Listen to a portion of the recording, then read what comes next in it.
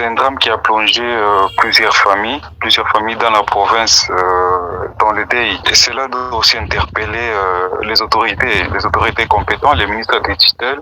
Ça doit vraiment l'interpeller pour renforcer la vigilance dans les transports lacustres. Parce que ce n'est pas pour la première fois que cela arrive, cela est déjà arrivé maintes fois. Sur ce, nous demandons aussi aux autorités d'ouvrir l'œil et de trouver des meilleures solutions pour ceux qui font les transports lacustres. Bon, il y a des règles qui ont été données.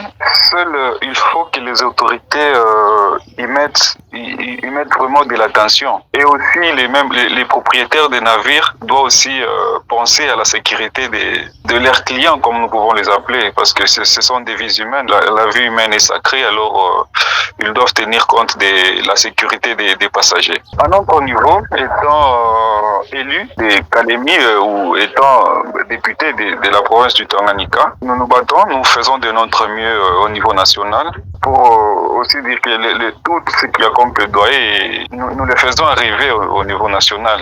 Le dernier message à adresser à la population de Tanganyika est d'être fort, d'être unis. Nous devons toujours accompagner nos autorités provinciales.